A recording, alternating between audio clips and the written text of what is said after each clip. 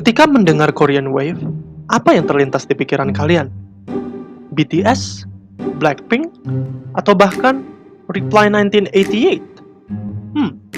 Kira-kira apakah Korean Wave merupakan instrumen diplomasi yang paling populer digunakan oleh Korea Selatan?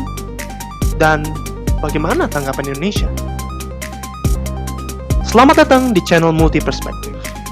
Di sini, saya, Bang Netral, akan memandu kalian semua untuk melihat sebuah isu internasional dalam berbagai perspektif. Karena satu pandangan saja tidaklah cukup.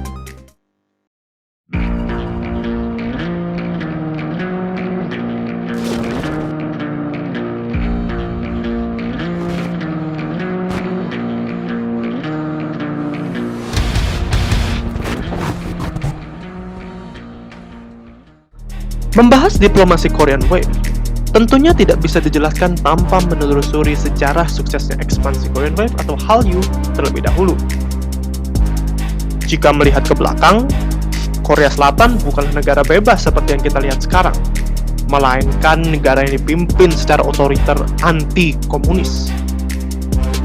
Sistem otoriter tersebut membuat perkembangan dunia hiburan di Korea Selatan sangat tertutup akibat tindakan sensor oleh pemerintah. Namun, setelah demonstrasi besar-besaran pada tahun 1987 atau sering dikenal sebagai Perjuangan Demokratik Juni, pemerintahan otoriter terakhir yang dipimpin Presiden Chun Do-hwan akhirnya menyerah kepada kehendak rakyat. Jatuhnya sistem otoriter akhirnya secara bertahap membuka pintu bagi dunia hiburan dan masyarakat Korea Selatan untuk berkembang, terutama dengan merangkul budaya Barat. Tetapi, apakah menurut kalian penyebaran Korean Wave disebabkan oleh K-pop terlebih dahulu? Jika Anda menjawab iya, maka Anda salah.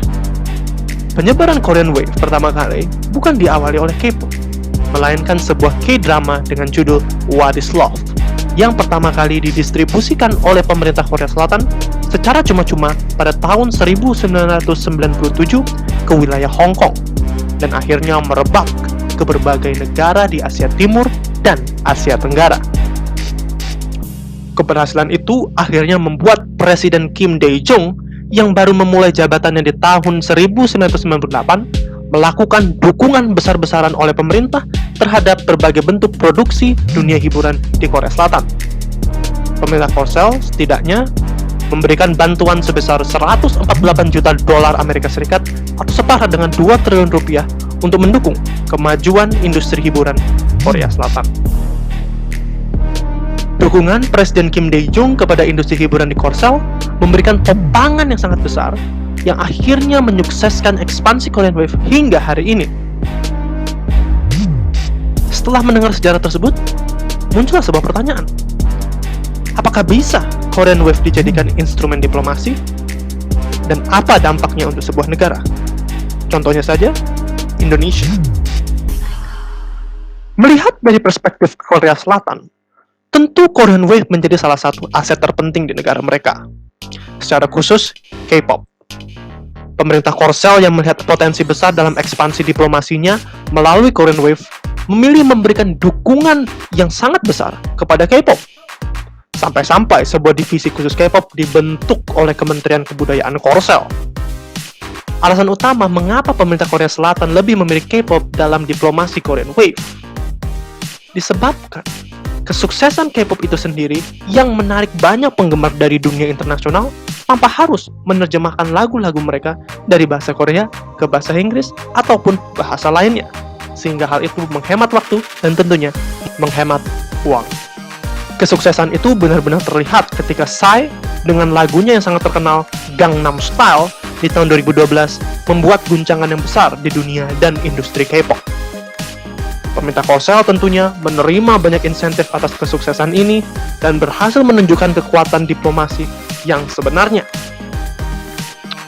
Saking suksesnya industri K-pop, pemerintah Korea Selatan benar-benar menggunakan keuntungan ini untuk menjalin hubungan diplomasi yang lebih baik dengan negara sahabatnya dan secara khusus ancaman terberat mereka, Korea Utara.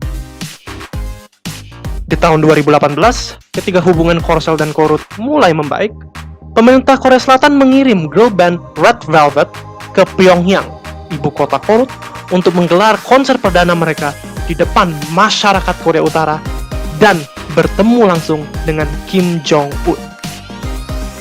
Tidak hanya itu, diplomasi Korean Wave yang ditopang sebagian besar oleh K-pop juga akhirnya berhasil menembus pengakuan dunia di Perserikatan Bangsa-Bangsa, di mana saat itu negara Korsel yang diwakili personel dari boyband BTS datang ke gedung PBB di New York pada 24 September 2020 dan menyuarakan dukungan mereka kepada generasi muda dunia. Keberhasilan BTS dalam menobrak dunia permusikan internasional ikut membantu nama Korea Selatan dan bahasa Korea untuk dikenal oleh masyarakat internasional. Setelah melihat kesuksesan diplomasi Korean Wave dari sisi pemerintah Korea Selatan, bagaimana kira-kira tanggapan Indonesia? Tentunya diplomasi Korean Wave membuat hubungan Indonesia dan Korsel semakin lebih dekat. Hal ini disebabkan tanggapan positif yang diberikan masyarakat Indonesia atas masuknya berbagai jenis K-pop ataupun K-drama yang berhasil membawa Indonesia dan Korsel ke dalam sebuah kesepakatan besar. Hal itu ditunjukkan dengan penandatanganan MOU kerjasama dalam berbagai bidang ketika Presiden Joko Widodo mengunjungi Korea Selatan pada tahun 2018. Tidak hanya itu, berdasarkan data yang diberikan Korean Tourism Organization, dengan semakin mudahnya proses imigrasi antara Indonesia dan Korsel, hal ini membuat tiap tahunnya ratusan ribu warga Indonesia mengunjungi Korea Selatan. Ditambah, pegiat kebudayaan Korsel di Indonesia pun semakin meningkat seiring waktu, dan berbagai universitas di Indonesia mulai melakukan kerjasama yang lebih sering bersama Universitas Korea, seperti pertukaran pelajar dan lain-lain.